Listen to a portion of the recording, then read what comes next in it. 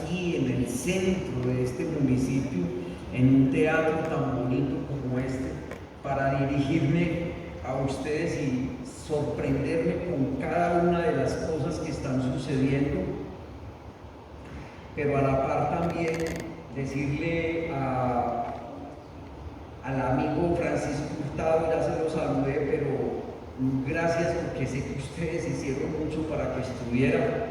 Al amigo personero William Espinosa, no sé si todavía esté el mayor Torres por acá, y el coronel Leguizamón, Pedro Ariel Leguizamón, gracias. Y gracias a ustedes, amigos y amigas. Miren, ojalá tuviéramos aquí a todo el sector educativo. Ojalá algún día uno pudiera hablar desde una nube para que lo escuchara todo un pueblo, toda una nación.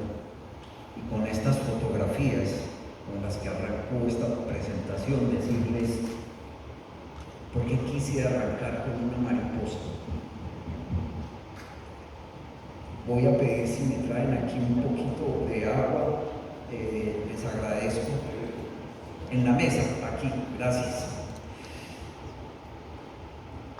Yo no puedo dejar de ver la belleza en medio de la guerra. Y la belleza es un país que tiene todas las mariposas, y tiene todas las aves, y tiene 2 mares e infinidad de ríos, páramos, desiertos. He estado aquí en la zona del Tolima que limita con el valle, en el páramo de las Hermosas. Y siempre me pregunto, ¿por qué destruimos nuestra casa? No solamente a punta de bala,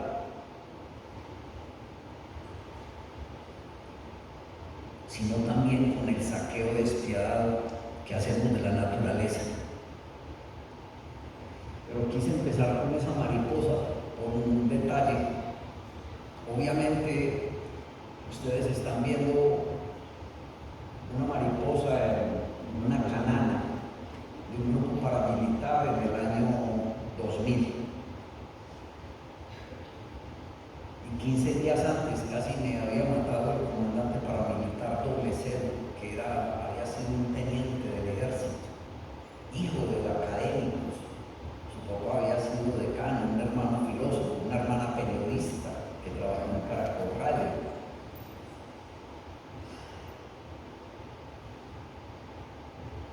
Pero todos se burlaban en el lugar donde estaban entrenando los paramilitares, en una escuela de entrenamiento que se llamaba Cristales.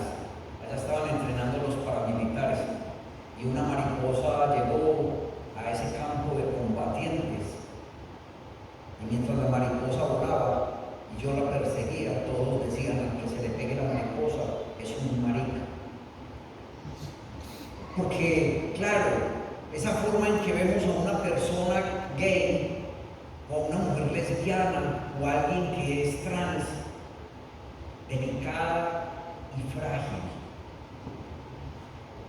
Y yo diría también tan bella y tan frágil como las alas de una mariposa. Y así es nuestra vida, frágil como las alas de una mariposa. Y recuerdo que cuando la mariposa se le pegó a un muchacho ahí en ese campo de entrenamiento, se tiró el morral arriba y enseguida cogió la riata de balas.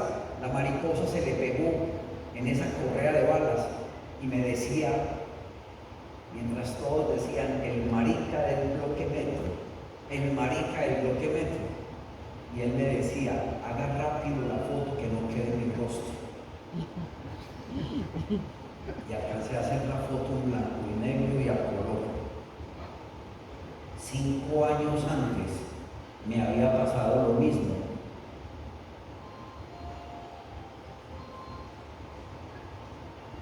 Cuando una mariposa se posó en el pecho de un guerrillero, escolta de Antonio García y Gavino del ELN. Hay 5 años de diferencia, pero todos se burlaban un poco socarronamente cuando el fotógrafo se iba detrás de la mariposa. Pero tengo también esta mariposa. No me pasa por acá, pero bueno, me devuelvo.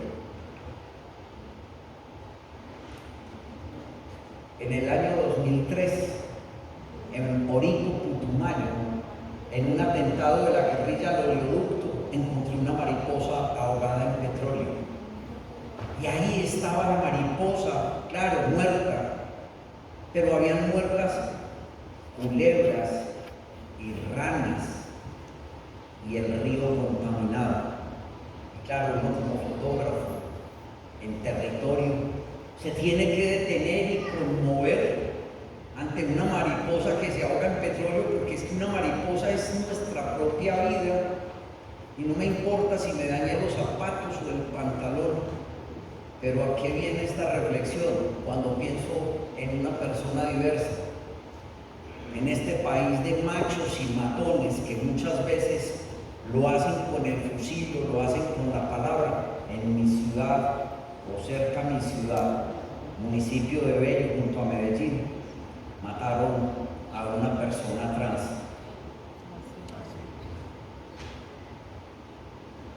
Antes de matarla o antes, digamos, de que ella muriera o ahogada o por todos los traumas que sufrió, le quebraron sus brazos y sus piernas y la arrojaron a una quebrada. Tendría que dolernos hasta el infinito,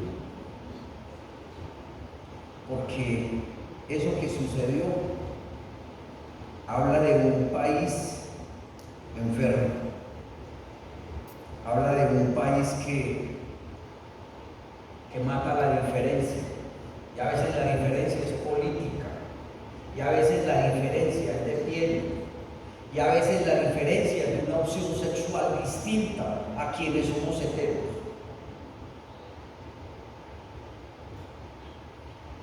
Un país tendría que llorar la muerte de una persona trans, un marica o una lesbiana. Un país tendría que llorar la muerte de un soldado, de un policía, de un periodista en una nación que ha matado a 169 periodistas. Tendríamos que conmovernos y sacudirnos por esos crímenes que también hablan de esa violencia, que no hacen parte de ese conflicto armado que nos ha sacudido por años, sino que habla de esa violencia que está enquistada y que muchas veces en la propia casa nuestros padres o nuestros abuelos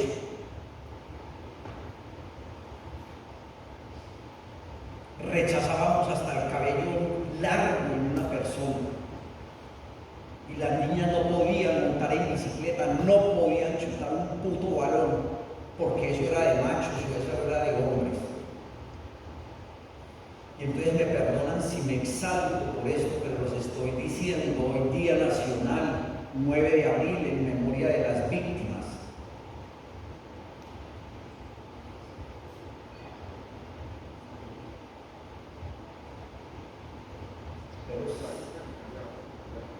Sí, muy rápido. Tranquilo, gracias. Les pido excusas si soy muy emotivo para hablar, haciendo unas reflexiones sobre estas fotografías, hablando de las mariposas. Pero lo que ustedes están viendo ahí es un campo de batalla. Y los árboles están heridos. Aquí hay árboles que tienen más de 30 impactos de bala. Padre Arturo, eso es a 20 minutos de Bojayá, un escenario de combate entre los paramilitares y la guerrilla de las FARC detrás de la iglesia hacia una zona montañosa. Pero ahí están las heridas en los árboles. ¿Cuántos tiros en su conjunto, donde hay un uniforme y donde yo encontré hasta, digamos, espacios donde se enterró gente por parte de los combatientes? Muchos tiros. Les estoy diciendo que había un solo árbol al que le conté 36 impactos de bala y esquirlas de granada. Así queda nuestra vida. Así queda marcada nuestra memoria. Porque la memoria está marcada no solamente aquí, sino en la piel. Yo veo aquí un hombre de sombrero volteado, afro, y yo digo, tan bonito que es nuestro país.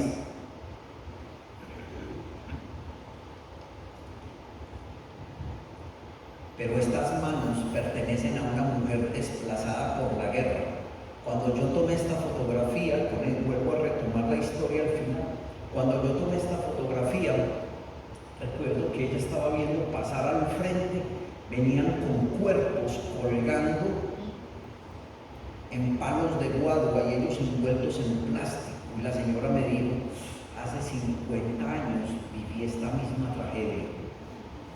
La foto fue tomada en julio del año 2001 y se refería a los años 50. Por eso muchos años después la volví a buscar porque me dijeron que estaba viva. Pero no se me puede olvidar que el cuerpo de esa mujer, esas manos de una mujer cercana a los 70 años, tiene la dureza de la tierra y la vida de nuestros sembradores y sembradoras en un país que no honra la vida de sus campesinos y campesinas, que es donde vive la gente que tiene más necesidades en salud, en educación, en dignidad, de un salario. Es la gente que menos se pensiona, pero los campesinos y campesinas de nuestro país son las personas que han puesto los hijos para el ejército nacional, para la policía, para la guerrilla, para los paramilitares. Campesinos y campesinas de nuestro país han puesto su tierra porque se las despoja, han puesto sus vidas, salen y huyen y llegan desplazados a las grandes ciudades y muchas veces estorban. Y cuando la gente reclama, a veces otros los tratan porque dicen que estorban, porque en un semáforo se paran a vender manzanas, tinto o un paquete de limones.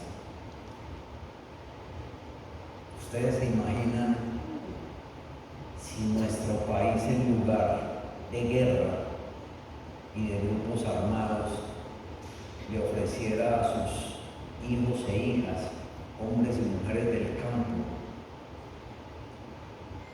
herramientas para sembrar. Un país que lo tiene absolutamente todo.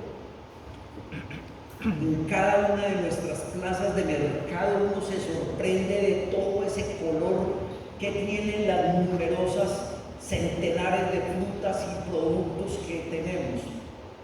Para no hablar de lo que sale de ese mar cuando uno está allá en la Plaza de la Alameda en Cali o en Buenaventura o en Tumaco o en Guapi, que es donde yo disfruto más porque me encanta la comida del Pacífico colombiano, y no lo estoy diciendo por la molería, sino porque es que nuestro país es riquísimo, pero le están diciendo a un país que a veces en lugar de comerse una arepa prefiere un bocachico o un chipichipi o una piangua o lo que sea. Pero todo eso lo tenemos y lastimosamente no entendemos. Sin embargo, hay algo que quería decirles y es, yo honro a esos hombres y mujeres nuestros que resisten, porque como en esta fotografía que fue la portada del Basta Ya, a pesar de tantos años en guerra, nuestra gente no deja de tener la poesía entre sus manos. No son fotografías armadas, todas son fotografías hechas, porque yo no cargo mariposas para poner en una canana, yo no cargo ni gallinas ni marranos, que es con los que huye la gente. Son protagonistas de mis historias, porque es que con qué huye un campesino. Cómo llegaron mi papá y mi mamá en 1960 a Medellín, después de que mataron a mis abuelos y a un tío. ¿Cómo llegaron? Con 5 hijos, 4 gallinas para garantizar un huevito, un gallo, que era el que despertaba a mi viejo para irse a trabajar siendo obrero, y un perrito que uno nunca debe dejar en ningún lado. O si hubieran tenido un gato, seguramente se lo hubieran traído. Entonces, por eso honro las manos de esas mujeres que rechazan cualquier forma de violencia y a través de un cristal roto crecen nuestros niños y niñas. Y yo lo que hago como periodista, agradeciéndole a ese gremio de periodistas de Palmira, diciéndoles, colega, lo que ustedes hicieron hoy aquí trayéndome un par de detalles es para mí también un premio,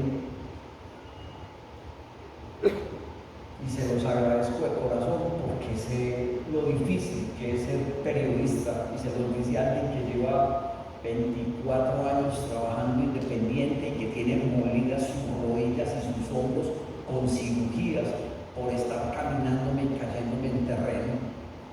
Pero sé lo difícil que es, y que un hijo le diga al papá periodista. Recuerdo a mi hijo hace 25 años, ya va a cumplir 30, mi hijo tenía como 5 años, cuando me dijo: papá, ¿no es cierto que usted es famoso? Es que lo saluda mucho la gente cuando sale. Y a él le daba pereza, como que me saludara tanta gente. Claro, un niño viendo al papá bien conversador, la gente saludándole: hola don Jesús, hola don Chucho. Y yo le dije: hijo, sí, un poquito la gente me conoce por todo lo que he documentado. Estoy hablando del año 2002, 2003, después de Bogotá. Y me dice mi hijo: papá, ¿y si es tan famoso porque no tenemos plata? Sí, los periodistas a veces somos muy conocidos, y si no dirigimos un noticiero a nivel nacional o de televisión, seguramente es difícil. Pero los periodistas ayudamos a juntar los fragmentos del espejo roto. Esta fotografía es tomada en el Pacífico, en un pueblito que se llama Juradó, antes de Panamá. O sea, después de Vallasolano hacia arriba, sigue Juradó. Es el último pueblo colombiano o el primero. Y Juradó es una palabra hebrea que significa río de los enemigos. Río de los enemigos, todos esos lugares que terminan en do son río, de la lengua embera, y la palabra jura en este caso es enemigo. Allí, en un enfrentamiento entre la guerrilla de las FARC y el ejército, que tomaron por sorpresa la base naval, murieron 23 infantes de marina y un policía, también el carpintero del pueblo. Por eso les digo, y es que yo honro la memoria de todos ellos, aún también la de los guerrilleros y la gente que es paramilitar, porque muchas veces en nuestras mismas familias tuvimos familiares vinculados a la insurgencia y por distintas razones otros llegaron al paramilitarismo. Pero cuando una madre, un padre o una familia pierde a un hijo o hija en manos de un grupo armado ilegal, duele. Los periodistas ayudamos a juntar los fragmentos del espejo para que nos miremos en él. Y entonces voy a arrancar con la primera historia para recordar, y es: ¿quiénes han vivido generalmente la guerra? Claro, gente a orilla de ríos, en los esteros del mar y en las montañas. Y cuando el padre Arturo Arrieta nos decía ahora Bojayá, esto es el municipio, o era el municipio de Bojayá, porque después de la tragedia lo trasladaron 2 o 3 kilómetros arriba. Pero aquí, donde está la entrada de la ciénaga, en la parte superior izquierda está el río Bojayá que sale al Atrato. Miren la belleza del Atrato. Aquí, en esta parte donde estoy señalando, en la iglesia, sí, un día en un combate entre paramilitares y guerrilleros, la guerrilla no quiso escuchar a quienes gritaban que por favor no arrojaran bombas. Pero a veces son tan machos, que arrojan cilindros por encima de la vida de la gente. Y una de esas bombas cayó al interior de la iglesia. Y entonces, cuando yo visito después las poblaciones, hago fotografías también de cómo la naturaleza nace en lugares donde se ofendió la vida y se ocupa los espacios destruidos con helechos y con yarumos. La gente mira solamente desde las ventanas. Cuando yo llegué a Bojayá y Vigía, la gente en Bojayá solo estaban los muertos dentro de la iglesia, y el pueblo que había sobrevivido se pasó al frente a Vigía del Fuego. fuerte este detalle, y es que Vigía del Fuerte es el pueblito que está sobre la margen derecha, ahí subiendo por el atrato que va hacia el Golfo de Urabá. Ese pueblo entonces son dos pueblos hermanos, pueblos negros e indígenas, unidos por un río, no separados, unidos por el río Atrato. Y entonces yo no encontré lágrimas en Bojayá, yo encontré a un pueblo con mucha angustia por la guerra y con ganas de huir. Encontré un Cristo mutilado que representa lo que vivieron los habitantes de Bojayá, y 12 hombres de guantes blancos y tapabocas fueron los que sacaron los muertos de la iglesia. No hubo fiscalía, no hubo medicina legal, no hubo Cruz Roja. Fue la misma población quien sacó los cuerpos, y en 2 botes, uno que se llamaba El Encanto y el otro bote de la parroquia, sacaron los muertos y los llevaron envueltos en bolsas negras a una misma fosa común.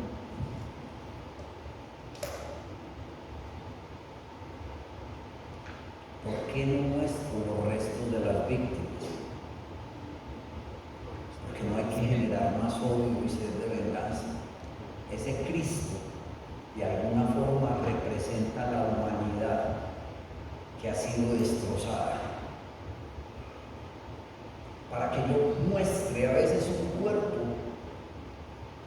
ha habido excepciones, tiene que recuerdo a Hubertina Martínez. Yo llegué con una comisión de la iglesia 3 días después de la tragedia. O sea, yo no estaba en Bogotá y llegué 3 días después. Se enterraron a las víctimas, pero los combates seguían. Y en esos combates murió una mujer civil que estaba en su casita, tirada en el piso, con su esposo Aniceto y con su hijo, porque ya se estaba enfrentando no guerrilla y paramilitares, sino guerrilla y ejército, y una bala.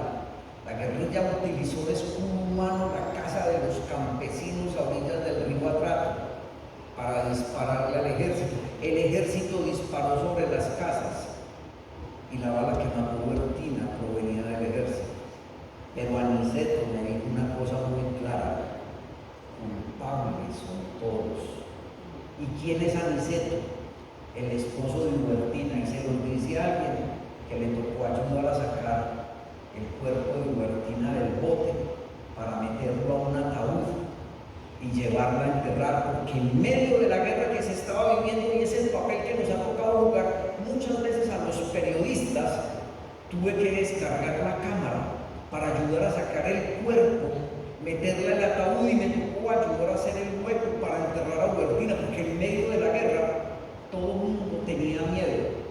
Y entonces me fui, el hombre que está ahí arrodillado en el bote junto al ataúd con la pala, es el esposo de Hubertina, el que me dijo: culpables son todos, porque la guerrilla utilizó de escudo nuestras casas y el ejército disparó sobre nuestras casas. ¿Y cómo voy a olvidar al hombre que en la punta del bote, que ustedes ven aquí en la foto, en la punta del bote iba un hombre bellísimo, negro, que se llama Clirio, y Clirio sostenía la bandera, y cuando el ejército pasaba por encima del río y escuchaba uno las bombas, Clirio se paraba, porque sabía que en las orillas del río también estaba la guerrilla de las FARC, y entonces Clirio era como una atalaya, y el bote en el que vamos se llama el Joven Atalaya. El Clirio se paraba como una atalaya, así como nos tenemos que parar los periodistas para denunciar, para decir lo que ha pasado en nuestro país y para ser testigos con fotografías. Perdón, se desconectó.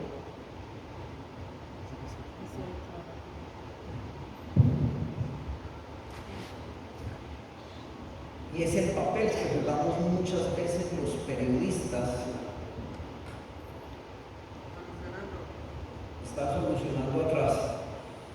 pero es el papel que jugamos muchas veces los periodistas denunciando. Yo lo que estaba haciendo era fotografías, pero también me tocó ayudar a hacer el hueco. Y yo no puedo olvidar que ese hombre que estaba enterrando a su mujer ahí, que pertenecían a la población de Napipí, corregimiento de Bojayá,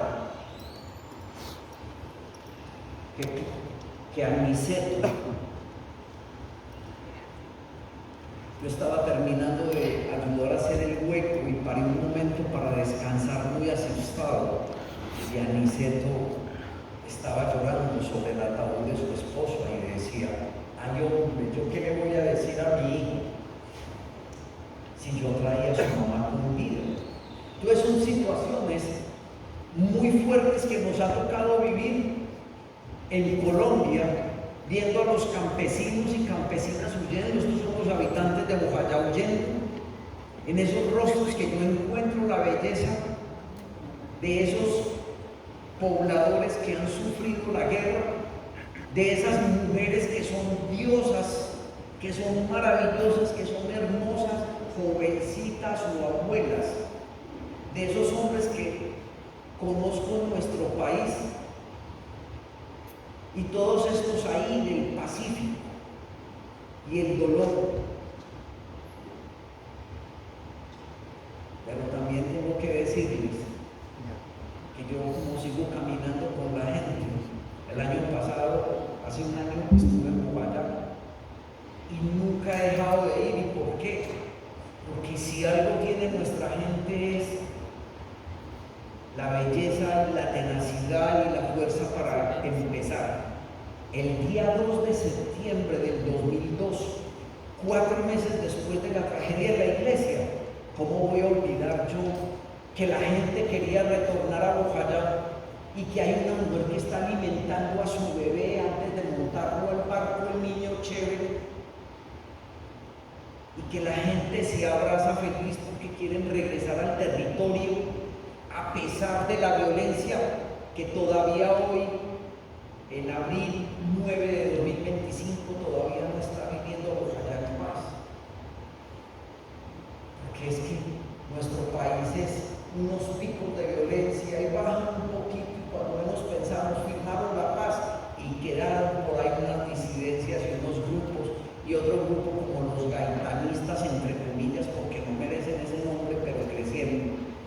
Pero cuando yo veo estos retratos ahí de septiembre de 2002, hace 23 años, y recuerdo a este hombre, Aniceto Palacio, con una bebecita en brazos, así como mi paisano que está aquí de sombrero volteado, con esa niña en brazos, y yo me quedo mirando a ese hombre con esa fuerza que tiene la población negra en su piel y en toda su historia.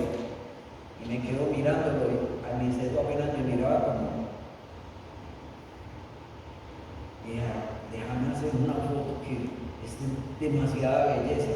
Y obviamente a veces no entienden y piensan que uno es gay. Pero es que ahí está la belleza de nuestro país. Ahí está toda la riqueza y la dignidad, y la gente retornó. Y miren ustedes las banderitas, la gente de Bojayá viene retornando, y los pueblos vecinos saludando con banderas a sus paisanos, diciéndole: bienvenidos a tu tierra, bienvenidos a tu casa, bienvenidos a tu río. Entre esas banderas hay 4 palabras que de pronto poco se ven, pero está unión, respeto, paz. Y hay una escondida que dice amor.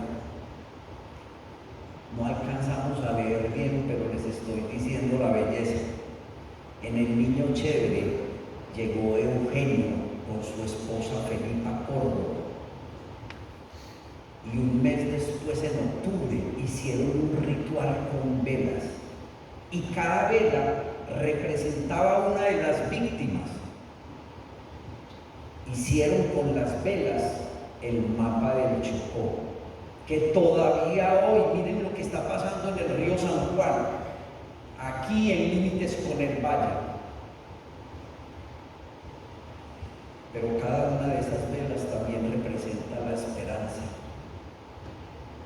En marzo del 2003 volví a Bojayá y en la escuela una maestra con una colega de la Universidad Nacional, trabajadora social de la Nacho y los estudiantes, había pintado este mural en la escuela. Y miren la belleza de lo que significa Ricardo, Francisco, amigas y amigas, la importancia de la fotografía. Ese mural está a todo lo ancho de la iglesia, es un mural como de 12 metros, era. Yo lo tomé en marzo, pero por las condiciones climáticas al año y medio ya no había mural. ¿A qué recurrimos entonces en la memoria? A la fotografía, que un fotógrafo había tomado en varias partes el mural, y el mural hablaba de Bojayá antes de la guerra, pueblo negro e indígena, hombres y mujeres que construyen sus casas, que pilan el maíz y el arroz, niños y niñas que van a la escuela. Las mismas fotos que ustedes vieron ahora de la gente huyendo a través del río con banderas blancas, una iglesia destruida. Pero la tercera parte del mural es la esperanza, el sol que sale, hombres y mujeres viviendo tranquilos. Pero lo más bonito, de pronto desde allá no se alcance a leer, dice, este mural, miren lo que dice, este mural recoge el sentir y la palabra de los niños y niñas que cuestionan la guerra, el dolor y el abandono. Nos recuerda la responsabilidad que implica el no olvidar. Soy lo que otros no pudieron ser y por eso no los olvido. Grados cuarto y quinto, EUMB, es Escuela Urbana, municipio de Bogotá. 2019, por fin las víctimas plenamente reconocidas. La madre de Hubertina, la esposa de Aniceto que ustedes vieron ahora, ahí va, con los restos de su hija. Luego, la bóveda donde están los restos de Hubertina. Uno de los hombres que ayudó a recoger las víctimas que ustedes vieron ahora tomando biche para sacar los cuerpos de la iglesia. Entonces, 17 años después, Domingo Chalá. Domingo Chalá es un poeta y es un cantante, es un compositor, no sabe leer y escribir, pero tiene toda la belleza de la vida. Y cuando me ve, ese hombre que ayudó a recoger los muertos y que antes de la tragedia recogió muchos otros muertos, tiene su cultivo de plátano y me dice, Chucho, prueba las mejores piñas de Colombia. Y se me aparece con 2 o 3 piñas. Yo digo, Domingo, ¿qué hago yo con todo esto? Y me dice, pues bueno, hombre, comer, para que pruebe lo que es bueno. Y perdón si trato de imitar su voz, pero para mí es pura música. Vuelvo a recordarles a Eugenio, el papá de Sandra Patricia, el hombre que tomé en el monte. Entonces en el 2019 me encontré otra vez a Eugenio Palacio, 17 años después, y me lo encuentro y le tomo una foto con el celular y le digo, uy papá, este país es mágico, tu hija no creció. Y me dice, anda Chucho, no bromees hermano, esta es mi pelada, es que ya Sandra Patricia es mamá. Yo, ¿cómo? Sandra Patricia es mamá, pero si hace 17 años apenas la estabas cargando así. Y me dijo, tú sabes que por aquí la chica tiene un pelado muy rápido y había tenido una niña. Entonces le dije, mañana vengo y te tomo una fotografía con tu hija. Y ahí está el domingo. Y entonces, ¿saben qué sostiene siempre a nuestras comunidades? La resistencia, el amor por la vida.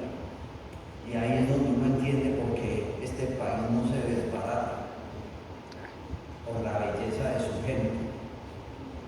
Y entonces volví, Ricardo, a buscar la ventana que pertenecía al comando de policía de Bogotá. Este era el comando de policía de Bogotá, que perdónenme lo que les voy a decir, no fue destruido en el 2002, fue destruido en abril del 2000. 2 años antes de la tragedia de Bojayá. O sea que Bojayá vivió 2 años, 2 tomas. Una por las FARC en el 2000 y la del 2002 cuando llegan los paramilitares. Y en esos combates es que se dan todos los muertos. Pero quiero recordar algo que a veces la gente no sabe. Hay un libro que se llama La violencia en Colombia. Orlando Fals Borda, Eduardo Umaña y Monseñor Germán Guzmán Campos. Habla de la violencia de los años 50. Y está el relato para que escuches a Leo, colegas. Gracias. Está el relato de que Bojayá, Naurita y Bebaramá fueron quemados en enero de 1952. O sea, 50 años antes de esa tragedia en la iglesia, el pueblo de Bojayá fue quemado en enero del 52. Y yo digo, vamos a estar condenados cada 50 o cada 2 años a estar viviendo una tragedia. Si la naturaleza o Eugenio, miren la ventana, ese pequeño yarumo que ustedes ven en la mitad de la ventana, miren lo que hizo. El yarumo en un segundo piso, porque este es el segundo piso y por eso se veía el río desde arriba. Pero ahorita todo cubierto de vegetación en un segundo piso, ese árbol se multiplicó y creció y creció. Y miren cómo las raíces bajaron desde el segundo piso, las raíces bajaron hasta el primero. Y entonces a las personas aquí que les ha tocado vivir la guerra, que han sido víctimas, yo creo que saben lo que significa esos árboles, y es, la naturaleza siempre nos enseña que donde otros llevan la guerra, se puede volver a nacer, que basta el agua, que basta el sol.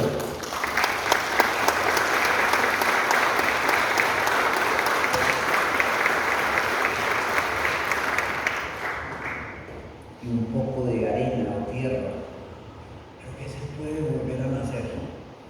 Yo sé que las imágenes al comienzo seguramente nos sacuden y nos revuelcan porque nos recuerdan quién va a olvidar, como dijo ahora Francisco Hurtado. Yo soy de Timbiquí, creo que fue que dijiste, ¿no? Y dijiste, allá perdí mi padre. ¿Ustedes creen que mi padre alguna vez olvidó el asesinato de su papá y su mamá? O de su hermanito. Y cuando digo asesinato es, mi abuela se murió a los casi 4 meses. ¿De qué se murió? De pena moral, de dolor. ¿Por qué? Porque le mataron el esposo ahí, en la pieza, en la misma cama, un 17 de agosto del 60. Y al hijo se lo amarraron afuera de la casa, a mi tío Germán, lo amarraron a un palo y lo decapitaron. ¿Qué hizo mi abuela? Se murió de amor, se murió de dolor, no quiso volver a comer. Y el 14 de diciembre del año 60, mi abuela dejó de vivir. ¿Y qué hizo mi papá y qué hicieron mis tíos? Todos desplazados por la guerra, porque eran liberales, casi como comunistas el día de hoy. Y esa es la peste de la guerra. Por eso yo cuando regreso a estos lugares, les digo, miren esa belleza. ¿Cómo es la esperanza de un pueblo negro, de un pueblo indígena, de un pueblo mestizo como el colombiano? Así, como en noches de menguante. En menguante es cuando más podemos ver las estrellas, cuando no hay luna y cuando nuestros campesinos deciden sembrar. Ahí está la iglesia de Bojayá, tomada el 6 de diciembre de 2015, el día que la gente de la guerrilla de las FARC fue a pedir perdón a Bojayá. Yo más que traer aquí una fotografía de un comandante guerrillero pidiendo perdón o caminando al interior de la iglesia donde algún día arrojaron una bomba, quiero decirles a ustedes que cuando uno sabe que la tierra es una, como decía Carl Sagan, un científico, decía que nosotros como planeta Tierra en el espacio somos solamente una mota de polvo. en el universo. Y aquí suceden todas las guerras, todas las violencias, pero también todo el amor. Por eso esta fotografía me habla de la esperanza de cada una de nuestras familias, de cada uno de ustedes, que lo único que quieren es que quiere una familia, un hombre, una mujer que ha sido víctima y que está levantando sus hijos. Hombre, ¿qué queremos? Que nuestros hijos e hijas no vivan la violencia que vivimos o que vivieron nuestros padres, porque la mejor herencia que le podemos dejar es la construcción de la paz. Y por eso les muestro al hombre que ayudó a recoger los muertos, que es Domingo Chalá, el que siembra piñas y que fue sepulturero de las víctimas. De parte del municipio de Bojayá les mando un mensaje al señor presidente y a los señores congresistas y a los que viven de la guerra.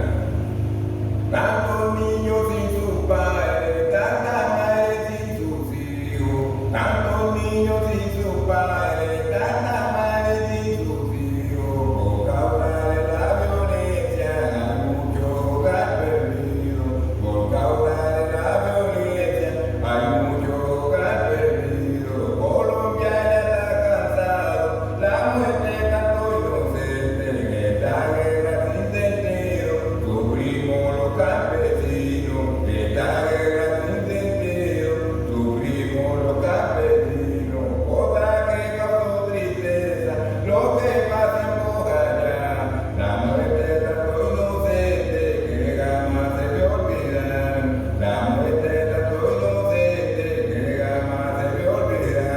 Es la composición de parte de Domingo Chalá Valencia, el gran compositor del municipio de Bojayá. Qué bonito la cosa. Quedó linda la cosa, un aplauso para Domingo, por favor.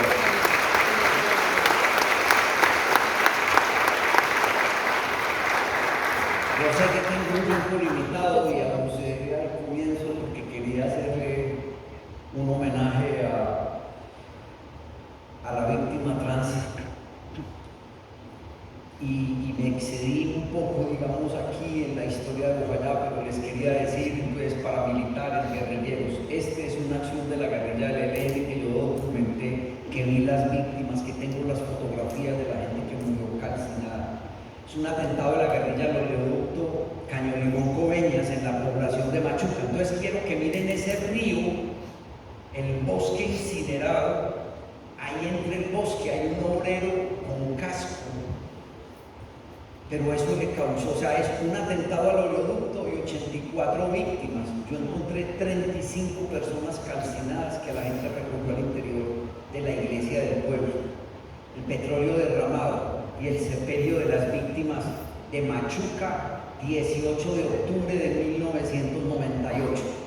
Y el dolor de ese pueblo y de todo nuestro país, pero a veces lo que pasa allá seguramente se queda allá. Es titular de noticia durante varios días, pero se olvida.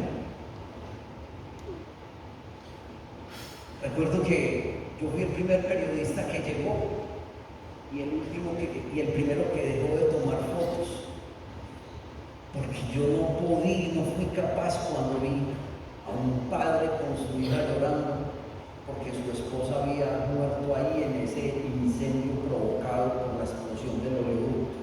Y no puedo olvidar a Matilde, que por fortuna hace año y medio volví a encontrarla, Matilde Sánchez, que está en la contraportada del libro, que es víctima de una tragedia como la del ELN. Y ese día que estuve allí en el 98, no pude encontrarme con Cecilia Mosquera, porque Cecilia Mosquera estaba en el hospital. Porque si ustedes miran la mano de Cecilia, tiene toda la piel quemada como parte de su cuerpo, intentando sacar a sus hijos. Pero sus 3 hijos murieron en ese ataque del oleoducto y también murió su esposo. Pero cuando fui, Machuca cumplió 25 años de la tragedia en el 2023 y el único periodista que llegó fui yo, invitado por Matilde. Por Matilde no, por Cecilia Mosquera. Y Cecilia Mosquera no tiene hijos y no volvió a tener compañero, pero es la memoria y es la dignidad. Y cuando yo miro esa sonrisa de esa mujer, miren esos videos que ustedes ven y esta foto con el celular, yo recuerdo a Cecilia feliz porque había ido y me dijo que hiciera una charla ese 18 de octubre de 2023 a los 25 años, sin presencia de autoridades, sin gente de gobierno, en un pueblo en el que dicen que no son honradas sus vidas por parte de ningún gobierno ni de este. No había gente de ONGs. Y ella me dice: ay, don Chucho, haga una presentación aquí en el pueblo. Y yo voy y la hago. Y yo dije: lo mejor que puedo hacer, yo no puedo mostrarle las fotos de sus víctimas y de sus muertos, pero hablo de la dignidad. Y hablé de Cecilia Mosquera, la mujer que había perdido a sus 3 hijos, a su esposo, y se había quedado viviendo en Machuca. Entonces le tomé unos retratos, pero me puse a pensar, ¿yo qué más le digo a la gente aquí en el pueblo? Y lo digo de una forma muy rápida, y es: me fui por la orilla del río Pocuné, y yo decía, la foto desde donde la tomé en 1998, yo veía el infierno en el bosque. Yo decía, tengo que encontrar por donde bajó el petróleo, inundó el pueblo de gases, y una hora después de que la guerrilla dinamitó el oleoducto, alguien encendió una cerilla en el pueblo porque era sábado en la noche, de sábado a domingo. Si hay un fotógrafo tomando en una fiesta y dispara un flash, cuando hay muchos gases acumulados, encender un bombillo, encender una cerilla o disparar un flash puede ocasionar una tragedia. Pues bueno, esa tragedia que le causó la vida a tantas víctimas, entonces busqué el mismo ángulo del río, y quiero que escuchen esto. El mismo ángulo del río 25 años después.